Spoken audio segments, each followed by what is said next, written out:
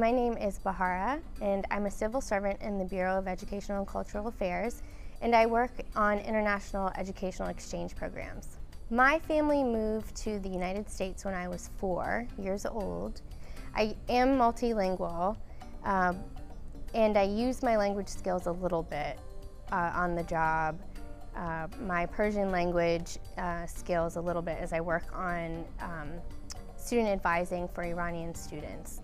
So I manage a program that gives scholarships to American undergraduate students to study abroad. It sends about 3,000 Americans overseas to study and learn languages and really increase their competitiveness in the job market once they graduate.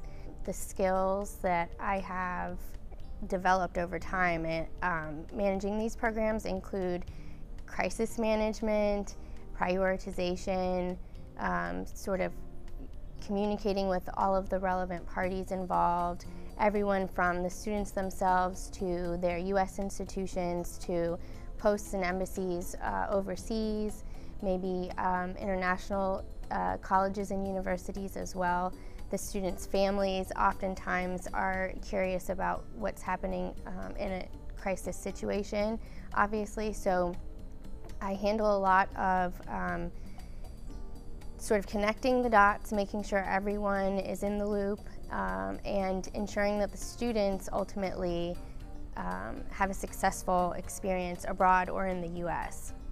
The First Lady came to speak to a group of students, including some of my Gilman scholars, who sat on stage and participated in a Q&A, and they got to go backstage and take pictures with her and talk to her individually. So this particular group had all studied in China, and one of them was fluent in Mandarin, and so he sort of opened up this presentation in Howard University's auditorium with a greeting in Chinese. And you could tell that he was really proud of himself, and he should have been. I was incredibly proud of all of them that day, and I got to shake the First Lady's hand and thank her for being there, and I will never forget that day.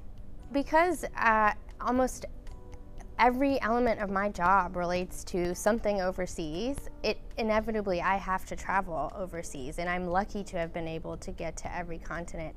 I've been to East Asia, Japan, Korea, the Middle East, Brazil, that I had to go and get to understand the higher education systems of other countries, meet people overseas that are my counterparts, understand really what impact my work has on the ground in other countries.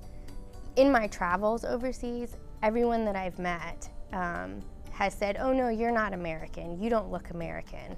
And it kind of caught me off guard the first time that it happened, because I never thought of myself as anything else. But in every country that I went to, it kept happening.